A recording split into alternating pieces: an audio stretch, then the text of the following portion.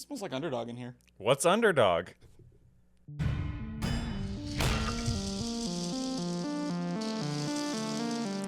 Hello and welcome to another episode of the Necromundown, continuing with our tier lists of tactics, which is a great title that I just thought of.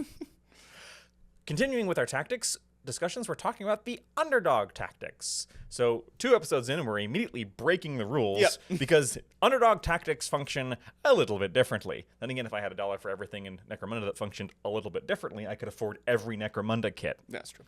Including the old ones. So Underdog Tactics are not part of your normal tactics deck. Unless you want to arbitrate them being so, although I would probably not, because they do tend to get a little wacky. Yeah, they're a little weird. Can you describe to us how Underdog Tactics are supposed to work? So the way that they're supposed to work is there is this thing called the house patronage. If your gang that you're starting on the board with is 400 points less than your opponent, you get to use the house patronage. One of the options for the house patronage is to either choose or randomly determine Underdog Tactics cards. This is in addition to your normal tactics cards, and you can have up to 4 random ones for 200 credits difference each, or 2 chosen ones for 400 credits difference each. So if you want to, you're 400 points down, you can get 1 chosen tactics card, and that's up to your arbitrator to how that's assigned. If you want to do the randomized, like draw 2, pick 1 instead. And this is how they're supposed to work. This is in addition to, there's also house patronage for getting more of your normal tactics cards. Yes. Which we previously talked about when we talked about our first episode. Yes. So this is separate. You can do both. You could do one or the other. You could go all in on picking 1 underdog. You could draw 2 random underdogs. You could pick 1 of your tactics cards. Any combination. Yeah, lots of different cards for various credit amounts, up to 400. So let's now get into which ones of these are actually worth picking. So, because we're still going to rank them because it is not entirely random which ones you get. True. Because there is an option to pick them. And if you're going to spend 400 credits on 1 tactic card, they better be good. They better be good. Well, I guess we'll make that decision on the end, whether it's better to draw 2 or randomly pick 1. All right, you want to start on your end?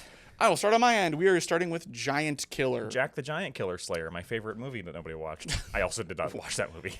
Wow, is it called Jack the Giant Killer Slayer? No, it's called Jack the Giant. Oh, okay. I don't actually remember what it's called. Okay. Play this gang tactic at the start of the battle before the first priority roll. So don't forget. Don't forget. For the duration of the battle, all of your fighters earn 1 additional experience for either taking an enemy fighter out of action or for causing a vehicle to become wrecked. So this one is not a bad tactic, except it doesn't help you win the game. It does not. And if you're 400 credits down, that's probably what your actual issue is. Right. This is a wonderful catch-up tactic because it will help you bridge the gap for experience, which if you're down on credits, it's probably because you've lost people and therefore don't have experienced fighters, and catching up with experience can be incredibly powerful. But as far as like, I want to choose this or randomly get this doesn't actually help me in any way, shape, or form, and so I think I'm actually going to kind of rate this really low. Yeah, I agree. It doesn't help that there's also a house patronage that is get a experience on every guy you have. So this is just, you could get multiple experience on the same guy, or you could get none. Right. And yeah, I agree. Pretty low. Because Underdog is about trying to bridge the gap in that match, not the campaign. There are some in here that are per the campaign, like gaining additional experience, that kind of thing. And I think most of those I'm going to rate lower because they're not actually helping you win the match. So my problem with this one is it's hard to say a win more because it's an underdog. No, but you have to be down and kill something. Right. Whereas some of the other ones are like, get D6 experience. Right. So I'm putting it in D. I agree. It's not useless. It's pretty low, but it's, yeah. All right. School of Hard Knocks. It's a hard knock life for us. Play this gang tactic when a friendly fighter is taken out of action, but before rolling on the last ring in your table. You don't roll. Instead, they automatically get lesson learned. So lesson learned is when you roll double ones on the enter table. That's where you're not even out cold or anything like that. You're just you just immediately get D3 additional experience. Yeah, bonus experience for the guy that gets knocked out. So unfortunately, this doesn't actually help you win the campaign again. It does not. But I like it better than D because this one still goes into effect if you're getting your butt kicked. Yeah, even if you successfully take out nothing, you can still do this. And it could save someone from dying. Yes. So like you could use this to either make sure that someone gets more experience, or to make sure your leader doesn't even go into recovery. Yeah. They're just like, no. It's like, oh, darn. I guess next time I'll remember not to be shot by a Melta. Next time, Gadget. Exactly. Next time. Next up is Survivalist. Play this gang tactic at the start of the battle before the first priority roll. Don't forget. Secretly choose one of your fighters. If at the end of the battle that fighter has not gone out of action or succumbed to their injuries, they earn D6 experience points. So, D6 is a bad roll because you could just get one. You could just get one. And for that reason, I think this is D. I think it's D, but it's higher than Giant Killer. I agree with that. It's a good thing, but it does not help you win the match at all. No. So, like, and you'll notice, like, if you're thinking, well, a lot of these don't help you win the match. Mm-hmm. So you just need to rejigger your what you're thinking of these things. Some of them do, mm-hmm. and those are going to get rated higher. Yeah, and those are going to get better. This one, I like. It's a little strange because you want it on somebody that's important, but you don't want it on somebody that could go out of action. Right. So are you going to, like, put your leader in the back and never put them out just so that they get bonus experience? It depends on what you're playing. That's true. You know, if you're playing Van Sar, he's already back there anyway. True. He's already back there with an army of chaff in between him and everybody who wants to shoot at him. Yeah, this one's a little iffy. Next is Crack Shot. Play this gang tactic at the start of the battle before the first roll of priority. Don't forget. Select a friendly fighter. For the duration of the battle, they treat the aim basic action as a free action. Note, you can only aim once per activation. This is good. That one's really strong. This one's incredibly powerful on the right person. Yeah. Because let's say that you have... Okay, let's say that, for example, you have a heavy weapon that you don't have suspensors on them. Yeah. Because you're behind. So you don't have time for that. Yes. You got a heavy bolter. Well, now you can aim and fire that heavy bolter. Exactly. You can, or maybe you do have suspensors. Now you can move, aim, and fire. This can make a very powerful shooting model into an intensely powerful shooting model for the entire battle. Yeah. I think this goes into A or even S. What do you think? Ooh, I like A. You like A, yeah. It is only one guy. It is only one guy. It is for the whole game, which is really nice because there are some tactics where it's like, for this turn, you get +1 to hit if you aim. And this is the kind of thing where you could aim, shoot, and then move. Yeah. Oh, so go back into cover. That's true. Yeah, like there's some really nasty options available. It's probably high A, but not like busted. Right. Basically, the only reason you wouldn't be happy with getting this is like your corpse grinder cults or your entire gang has flamers. Yeah, or if you just don't have a good shooting model to use this on in general because maybe they're out of action or something like that. Yeah, that's true. They could just be out. All right. Next up is Miraculous Recovery. Play this gang tactic during the pre-battle sequence before deploying your gang. So this is even before priority, so really don't forget. Choose one of your fighters who is in recovery. The fighter makes a sudden recovery and is no longer in recovery. They may immediately swap this fighter for another fighter in your crew. So this is good for two reasons. Yes. Number one of the big problems with slippery slope campaigns is all my guys are in recovery. Yeah. And two, this lets you kind of even get around team selection. That's true. So I rate this as a B. Yes. I don't think it goes up to A. No, because it is niche. Because if you're just having a bad time because you're low on power and not because you have any guys in recovery, this does not help you in any way, shape, or form. No. If somebody drew this and it didn't apply to them as an arbitrator, I would say redraw. Yeah. Like the times where this is bad is like you have two guys in recovery and they're both juvies. Right. But yeah, it's not good. It's not bad in a good situation. Right. So I like this one. It will help you win games that you might not otherwise win. Ready to rumble. Play this gang tactic at the start of the battle before the first roll for priority. Mm-hmm. Every friendly model may immediately perform a move simple action without losing their ready marker. Okay. The power of this one depends. Every model? Every model. Wow. Every friendly model, sorry. Every this depends a lot on what you're doing, but I think this is incredibly powerful because you play this after everyone's deployed, but before first priority roll. Because priority roll is after everyone's deployed, right? When you deploy, you don't know if you're going first or not. Right. This lets you either deploy in a way that you can take advantage of going first to then get a free move on everybody. Yes. Or deploy super aggressively, possibly even making your opponent take bad deployments and then move everybody in a way that makes their deployment bad. I like that. So remember the 3-shot volley from last episode? Yes. You could deploy to bait that and then shut it down. That's a you good could point. deploy in a way that like you put your guy out here right in the middle, and then someone goes, okay, so I'm going to deploy in a way to shoot him, and then you just go move. Yep. So either because you go first, in which case you get to move up, or you go second, but you still get to get your pregame move. This is also intensely powerful on melee armies who want to get into melee. Corpse Grinders, Escher, who are very fast, Goliath, who are very slow. A turn 1 move, because it's not just 6-inch move, it's just a move, so it's their move speed, immediately makes you a much more present threat. It can get you into better cover, it can get you onto objectives. Free movement is incredibly powerful. Free movement for your entire team is very powerful. Very strong. I think this is also an A. Yeah, I agree. Right up there next to Crack Shot. Maybe even better than Crack Shot. I think better than Crack Shot. Because it affects your entire team. Yeah. Up next, I have Sudden Death. Play this gang tactic at the start of the battle before the first priority roll. Select one of your fighters. Should they take an enemy champion or leader out of action, your gang gains 6 reputation. Reputation is interesting. Yes. Because that can be a lifesaver? Yeah, reputation is odd. Because you don't get them very often. You might get D3 for winning a game. So 6 is really good. Yes. Now to be fair, you don't use them for much like you do for experience and money and all that stuff. So, but you use them mostly to get hangers on and to make your trade rolls better. Yes. So getting reputation, I don't know. It's one of those things where you always start with 1 rep that you can't lose. Yeah. So you can never go below having your 1 hanger on. The problem is that reputation really only gives you advantages if you can take advantages of it, by which I mean you need to have credits to spend. Right. And if you're behind, you probably don't have those credits to spend. So if this gives you the option for another hanger on or 2, that's great, but not if you can't afford them. Right. And if you're behind, you probably can't. That being said, it's not bad. I think this goes into C. Yeah, I think a low C. Niche. If you're behind in the rep game and you really need rep, this is a lot of rep. Yeah.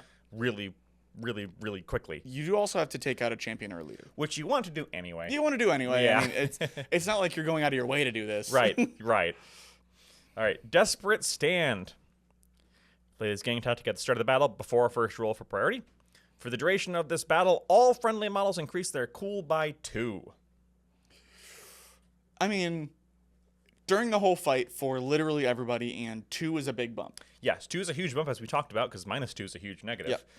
What this mostly is going to be stop a bottle check. Stop a bottle check, or basically be able to shoot who you want through target priority. And if you are behind in the campaign and behind in the game, bottling out early due to lack of models is a huge concern. Feels awful. So I think this goes into B, actually. Okay, yeah. Low B. I would not be upset pulling it randomly. Yeah, I'd be like, ooh. Yeah. And then, plus if you're playing shooting, just being able to, this makes even a juvie more likely to be able to shoot who they want to shoot, which is kind of nice, actually. Even taking an 8 to a 6, way Oh, better God, yeah, odds. that's a huge increase. Next up, Grateful Trader, not Traitor. Play this gang tactic at the start of the battle before rolling for first priority. Select one of your fighters for the duration of the battle. They can be equipped with 1 item of war gear from the trading post up to a value of 3d6 times 10 credits and with a rarity of 10 or less. If you win the battle, the fighter may keep the war gear. So, the big one here is war gear, not weapons. Yes. If this was weapons, it would be great.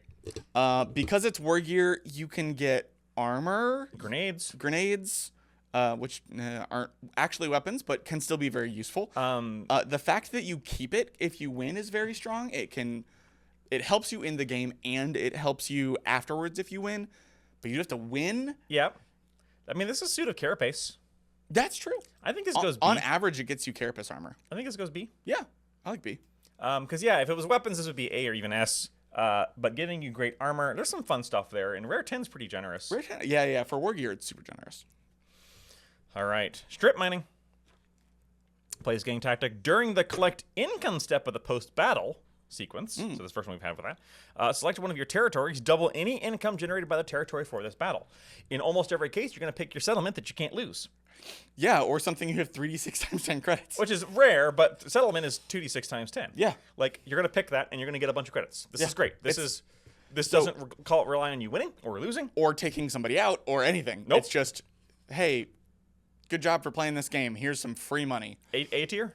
Yeah. free money, which if you're behind is what you want usually, because that'll help you catch up for next time. So while this one, as we talked about earlier, while this one doesn't help you in the current game, it is so strong afterwards that it makes this is up the for exception, yeah. Yeah. Up next is Wandering Dock. I love the thought of this one. I'll explain in a moment. Play this gang tactic during the post-battle actions step of the post-battle sequence. You may make one medical escort action without having to pay the dock fee of 2d6 times 10 credits for your gang stash. So this indicates that a doctor was just walking by and he's like, yeah, I'll work for free. Sure. So this one is iffy. I don't actually like this one very much because if you don't get critical injury, it does literally nothing. Correct. Yeah, this one's bad. If you draw this one or pick this one and then nobody, this is insurance. It's insurance. You're betting that you're going to get crapped on by the universe, which I mean might be a safe bet for you depending on you know your luck. As the way Underdog Tactics go, you probably are. Low C or ID? It's good when it comes into play, but it might never come into play. So I say low C. Probably low C. Because that's where our good but niche goes. Because I'll tell you what feels real bad. You're losing in a campaign, you have a dock visit, and you can't afford it. Yes. Oh. Yes. Kick you when you're down. One rule, no one runs. Play this gang tactic when checking to see if models flee the battlefield before rolling any dice. Select one friendly fighter. If they pass their cool check to not flee the battlefield, then all friendly models on the battlefield automatically pass their cool checks. So this is a lot like extending your leader's bubble of 12 inches. To everybody. To everybody. Because you're probably going to pick your leader because they probably have your best cool. Right. This is similar to, what is it? School of Hard Knocks. Mm-hmm. No, not School of Hard Knocks. Desperate Stand. Oh. Is I wouldn't be upset with drawing it, but I probably wouldn't pick it individually. Right, because again, like a lot of these, you're assuming that you are going to bottle. Yeah. That you're going to have to run, and then you do also have to pass that cool check. Yeah. Oh my god. I think the fact that you can spend this and roll and nothing happens makes this C. That's true. If it was just automatically no one runs. Yeah. If that was the case, that would be really good. I like the leader goes, one rule, no one runs. Except for me. And then books it. Yeah. Everyone's like, okay. Next up, we have Old Wound. Select one of your opponent's fighters. That fighter begins the battle with a flesh wound. that's pretty good. It is pretty good. Because remember, flesh wounds do a couple things. They don't make you worse at things. Yeah. But they do make you take more damage easily because your toughness goes down. Yeah. If you're fighting Goliath, this is going to lower their guy that you want to kill to 3 toughness, making them way easier to kill. Yeah. You're fighting most people who have 3 toughness, suddenly they're at 2. Mm-hmm. And your 3 strength weapons are wounding on 3s. Yeah. I like this. This one is always useful. Yes. A. So I like it. A as in always useful. An ounce of courage. Play this gang tactic at the start of the battle before first roll for priority. For the duration of the battle, your gang automatically passes all bottle checks, but they may still voluntarily bottle. Fantastic. This is strictly better than No One Runs. Yeah, pretty much. So I say this goes into S. Yeah, because that one's... stopping. There are other things in the game that prevent you from bottling. Yeah. Scenario effects, gang skills, Yeah. gang tactics, and they're always incredibly good. And usually random. Right. This one is just like, no. Yeah, I have used this one. It is incredibly powerful to keep you in the game. The battle. Damn. And if your opponent doesn't have it, and you do, I forget. There's an outcast tactic that does this. Oh, kind yeah. of something like Yeah. that. That basically goes, I don't bottle, and I've used that to just brute force people into bottling for me because it's like, yeah, you can keep killing all my chaff. I don't care. Yeah. I have a guy left and I can't leave. Right. So. Or I can and I'm choosing not to, Yeah. but you're making bottle rolls. Eventually, you're gonna fail. Yeah. That one is really strong. So I think this is how you know that it's S, is because I'm trying to think how you would balance this. Because it is strictly better than No One Runs. I think you don't bottle for one turn, like, would be still really good. No, but for the whole game I is think insane. for an underdog tactic, either you're randomly drawing for this, in which case, good luck getting it, Yeah. or you spent 400 credits, and that's worth... Okay, so that means that No One Runs should be better. Oh, yeah, sure. No. Yeah, so should Survivalist and Giant Yeah, Killer. fair But enough. Yeah, fair. all right. All right, next up is Secret Stash. Play this gang tactic during the receive reward step of the post-battle sequence. If at least one of your fighters survive the battle without going out of action, add 3d6 times 10 credits to your gang stash. This is... So it has a slight stipulation. Yeah, but I have never... And I know this is a not everyone. I have personally never played a game of Necromunda where at least one person from both teams does not survive. It's incredibly rare. Yes, I agree. And this is almost... So here's the thing. It's not strictly better than strip mining. Because strip mining is functionally at least 4d6 times 10 credits. Yes. Because that's what you're going to at least use it on your settlement that you can never lose. Depending on what scenario you're playing. Well, 2d6 because you're already rolling 2d6. Right. So strip mining is only 2d6 because you're already getting 2d6. Oh, I see what you mean. It could be 3d6 if you use it on the right thing, but you don't necessarily have it. So I think this is this is strictly better than strip mining then. Except for the stipulation that it very likely could not happen. I'm gonna say this goes into A. Yes, it's right there. This is almost S. It's almost because S. it's basically 3 free. The reason it's not S is because sometimes 3d6 times credits means you get 30 credits. Yeah. Still the random roll. Yeah. Emergency extinguisher. Yeah. Play this gang tactic instead of activating a friendly model. First strike. Yeah, that's all models, both friend and foe, on the battlefield subject to the blaze condition had the blaze condition removed from them. So this is at like the gas station where somebody slams the button and there's just the shoosh. For some reason the fire extinguishers in Necromunda is working. Yeah, well, sometimes stuff still works. Yeah. This one is only useful if your opponent has blaze stuff and you don't. Yep. You have to give up a friendly activation, yep. which again can be useful in a situation, but sometimes sucks. Half the time with blaze, you're going to give it up anyway. True. And so, realistically, what this is going to do is you're going to put out the one guy you really don't want to be on fire. Yes. And for that reason, I think it goes into C tier. It's not bad. It's not bad. It's niche but useful. Yeah, niche but useful. I would be a little upset drawing it randomly, especially if my opponent doesn't have anything on fire. Again, as an arbitrator, I would say, Do you have the capability to have blaze on your team? No, then redraw. Yeah, redraw something. We have paid in full. Play this gang tactic during the receive rewards step of the post-battle sequence. For each friendly fighter who was taken out of action this battle, add d6 times 10 credits to your stash. So this is a consolation prize. This is called the Make Cody Rich tactic. It's called run at you, waving my butt in your general direction and get paid. Yeah. Now, if you can combine this with things that give you free dudes. Yeah. Again, Outcasts have some of this. Caldor. Oh my God. You can use this to farm credits. It's like, oh no, you've taken out 17 guys. What am I gonna do? I like this one. It doesn't help you win. It doesn't. But that can be a lot of money very quickly. Yep. And if you didn't win, you'll feel good because or if you did win, and didn't lose anybody, you'll feel good. Yep. And if you lost people, at least you got paid. Yes. And they might not even go out of actions for very long. Yeah. So I think this is this A or is this B? I think it's high B. Okay. I like high B. Back into the fray. Play this gang tactic instead of activating a friendly model. Select D3 prone and pinned friendly fighters. Changed their status to standing and active. So this can actually be really useful. Remember, there is an option, correct me if I'm wrong, in Necromunda, you can throw yourself prone. I believe so, yes. Yeah, like for half the distance. Mm-hmm. So you could use this to get a guy prone to avoid fire, mm-hmm. and then get them back up and standing. That's true. The problem is that it's instead of an activation, which I really hate. Which means you could roll one guy, he stands back up, and then they shoot him and put him down again. That's what I'm thinking. I'm thinking Corpse Runner cults, like you would use this on a guy who got pinned, and you're like, haha, but I'm not pinned. The problem is you're like, haha, I'm not pinned. Yeah, yes, you are. But you know what? If you do this as your last activation, that's the easy way around that, though. It's just like it's your last activation, and you just play this instead of activating a guy. Mm-hmm. And then, then it's either your opponent goes with like the one guy they have left, and if you engineer it right, it might not be somebody that they have. Right. It does take some pre-planning, but yep.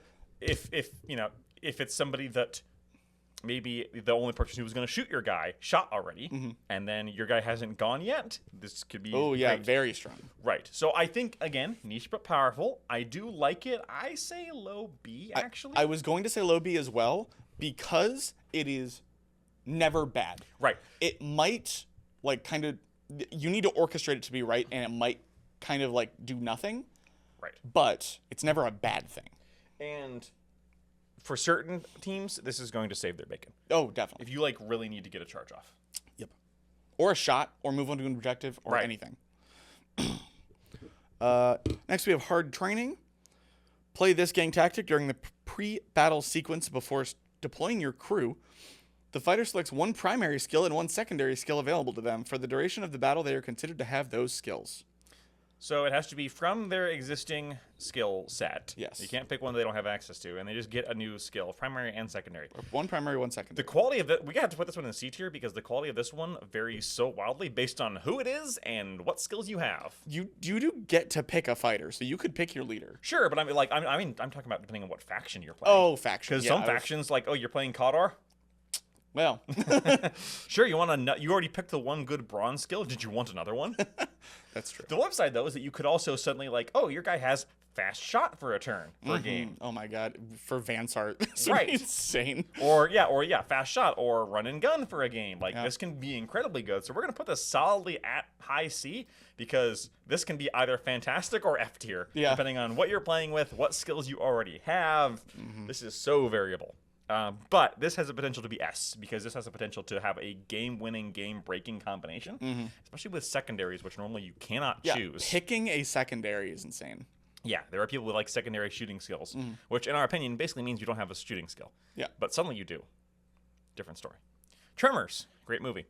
It is. Play this gang tactic instead of activating a friendly model. You notice they put all those at once. Yeah, all in a row. You're like, just ignore this part. Select D3 enemy fighters, change their status to prone and pinned. The exact opposite of the previous one. A or S? Because for the same reason that this was kind of iffy for back into the fray, this could ruin people's lives. Oh, yeah. Corpse Grinder, you're fighting against Corpse Grinder cults. Yep. Let's say you roll average. Boom, 2 models prone and pinned. Yep. Don't have to hit them. Don't have to see them. Don't have to see them. Nope. You can pin people across the map. You could pick a Vansar guy and pin him to stop him from aim and shooting. Yep. You could pin people so they can't, There are tons of things where it's like a double action on an objective. Can't double action if you're pinned. Right. No charges. So much powerful. Yeah. Very good. This might be our second S. It might be an S. It is, again, instead of activating a fighter, but I feel like the pinning your opponent... You're still affecting their team. Yeah. I mean, there are times at the very worst. The only thing I was going to do was activate a juvie with a las gun. And try and pin you and anyway. Try and pin a fighter. Because they weren't going to kill anybody. Yeah. So not only can you do that, but you can also pin guys that you can't see and blah, blah, blah. And blah, no hit roll required. Yeah, very strong. I like that a lot. Next, we have Welcome, Stranger. What are you buying, stranger? Play this gang tactic during the pre-battle sequence before deploying your crew. Your gang may immediately hire a single hired gun worth up to 200 credits for free. If no suitable model is available, discard this gang tactic and generate another. There is an asterisk on this. Note that this gang tactic can be included twice, potentially allowing 2 hired guns to be fielded. That's weird that that's the one that they say you can do twice, but So free body. Free body. Up to 200 credits helps you win that game. Yep. If you look at the rules for hired guns, they can get some pretty decent weapons. Get really you good could stuff. very easily get a guy and put a plasma gun on him. Yeah. And suddenly this changes the game for you. I will tell you what, hired guns when you have to pay for them, meh. Hired guns when you don't have to pay for them Are very really good. strong. So is this another S? Because that's just a free guy with a potentially game-winning gun. That's true. Or 2. Or 2. I think it would probably be low S. Mm-hmm. Because it doesn't actually it'll help you win that game, but anything that they do isn't going to go forward. Like any experience they do, anything like that. Very true, but the credits they get you, injuries they do on your opponent. Free guy with a bolt gun is really powerful. Yeah, I really like. So a bounty hunter, who's probably going to hire, because you're probably not going to use this to hire a hive scum. Yeah, that would kind of be a waste. Although not one hive scum, but a bounty hunter is 80 credits. So 80 credits plus a bolter. Yeah, that's 140 credits plus some armor and maybe a melee armor weapon. and mesh. You got a guy with a 4 armor save and a bolter. Yeah. Or you pick a guy with a long. You can use this to plug holes in your team. You could use this to give a melee model. You could use this to give a ranged model where you don't have one. You could make a support model. Lots of things you could do with this. That's why I think it's S tier, because it's just a free body that could be equipped to your specifications. Mm-hmm. The customization on this one's very strong. Forced Awakening. Play this gang tactic at the start of the battle before the first roll for priority. Choose a friendly fighter. For the duration of the battle, they become a psyker, gain unsanctioned psyker, and gain a weird power of your choice. If your gang wins the battle, then these changes are permanent, and you increase their credit value by 20 credits. So the problem with this one... Now, it doesn't say the psyker powers are random anymore. Used to be. You get to choose. And it was bad. And there was only like a group of 6 you could choose from. It's a little bit weird because there is still the table in this book that says if you have to randomly choose a psyker power, you still pick from one of the 6. And like we talked about in our psyker powers videos, we didn't tier list those, maybe we should. That table is only kind of okay. It doesn't have the really... It has a couple good ones, but none of the really juicy stuff. If you're allowing them to pick from any of the disciplines and any of the powers, including the stuff from the Book of the Outcast, this gets way better. It does get way better. Because that becomes potentially game-changing. As arbitrator, I personally think you do the more fun thing and allow that. Yes. And then they become... Again, you're paying 400 credits for this. If you chose this, and if you got it randomly, go with the random, make it fun. Yeah.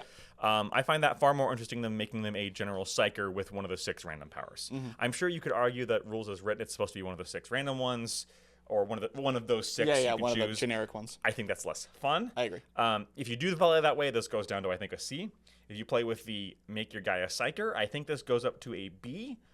But only a B because it still depends on their willpower. Yes. And what faction you're playing. Now, you do get to pick a guy, so you get to pick the best willpower on your team. Sure, but you might be playing Goliath, and the best willpower on your team might be a 7. Yeah. Or an 8, actually. I actually got this one fairly recently, and the only one on my team that wasn't already a psyker with the highest willpower was an 8. Right. So I picked one that didn't affect the current game, but if I won, I got to keep it. Right. I didn't win. Yeah, so, and this also, like, if you're playing Delok, then rules as written, you also should have to pick one of the Delok powers, because every time a Delok becomes a psyker, they must pick one of those first. Which I still actually don't think is a bad. I think you should go with that and play with it, because they're getting a psychic awakening as a Delok, and they're like suddenly hearing the Psychotera, and I think they should hear squid voices and, do you're a squid now things. You're squid now, you're a ganger now. Yeah. So you kind of have to talk about this one with your arbitrator. I think this goes into mid-low B. Yeah, I agree. The other thing is that randomly becoming a psyker, psyker is usually an opportunity cost and also does have downsides. So I don't think it's automatically going to actually help you win games necessarily. Yeah, it all depends. Right. Because, if you get a guy with 6 willpower and you give him, the Chronomancer powers of, time stop and stuff, then suddenly... Yeah. This is similar to, what was the one that we just did where it's it fully depends on the primary and secondary skills. Yes, but I think it's better than that. I think it's better than that. Next we have Decoy. Play this gang tactic. Play this gang tactic. Play this game tic-tac when you have bad breath. Play this game tic-tac. Play this gang tactic at the start of the battle before the first priority roll. Secretly select one of your fighters. If, at the end of the battle, that fighter has been taken out of action by an enemy champion or leader, they get D3 experience and 2d6 times 10 credits are added to the gang stash. So, there's some problems with this one. This is baiting your opponent into killing a specific guy? Which isn't hard. No. You put it on a guy you don't care about. Yep. And run them directly at your opponent's leader. And the problem is it depends on what your opponent's leaders and champions are. True. You could use this to screen shots, but you might get unlucky and they might plug this guy in the head with a las gun. There's also he gets D3 experience, but he also just might be dead. Yep. It's wow, D3 experience and a doc visit. I'm gonna put this one into C. Into C, yeah. Because 2d6 times 10 credits is great. Yeah, you get experience and credits. That one is pretty good. You also do have to have a guy die. Yep. Or go out of action, which you don't really want. You're intentionally throwing at least an aspect of the game. Yeah. Now, what you can also do, this goes up to A tier if you're playing Orlok, because you have a wrecker, you give them an unstable weapon, and you have them fly in and detonate in a... Well, no, because it has to be by their enemy leader or champion. Oh, yeah. Never mind. No. You still get put it on a wrecker and just have them fly right in your enemy champion's face and deal with me, bro. Hey, look. All right, Prime Salvage. Sounds particularly bad, cut a steak. Play this gang tactic during the receive reward step of the post-battle sequence. Add d6 times 10 credits to your gang stash for each wrecked enemy vehicle. This one's not great. This one's not great. If you're losing, if you have the ability to destroy enemy vehicles, and they have a lot of vehicles that you can actually destroy, even if you're not doing well in the campaign, this one's fine. D6 times 10 by itself is not that much. Most people aren't rocking more than one vehicle. Yeah. Like maybe 2. And often one of them ones that you don't even try and wreck. Yeah. So I say this also goes in. Does this go into D or is this going? No, it goes into C, because situationally powerful. Situationally powerful. I wish. Okay, I understand why, but I wish it also included mounted units. Yes, I agree. But yeah. Do you want me to do the last one because it's on my side? Sure. All right. Hard lessons learned. Play this gang tactic during the receive reward step of the post-battle sequence. Every friendly fighter that took part in the battle gains an additional 1 XP. It's fine. It's pretty good. Yeah. Win or lose, this helps you catch up. Doesn't help you win the game, though, and therefore I say it goes into C again. Yeah. So, but unlike most of C, it is literally never bad. Yes, yeah, it's like kind of like it's not situationally useful. It's always useful. Yes, but it doesn't actually do anything. So yeah, you probably go to go high C. High C. And that's all of them. I'm gonna be real with you. I'm surprised there was no Fs. I'm not surprised there's no Fs, because by their nature, as underdog tactics, these are supposed to be good and powerful. True. I wish that they had. How do I say this? I wish they had delineated more into making some of these, maybe even separating the ones that were campaign catch-up and battle catch-up. Yeah. Because I often feel that campaign catch-up should be thought of as a separate thing. Yeah. Because it's not really useful if you're not winning, and if you're 400 credits down, the problem is often in the winning of that match. Right. And you do have a couple duds. Survivalist and Giant Killer are kind of bad.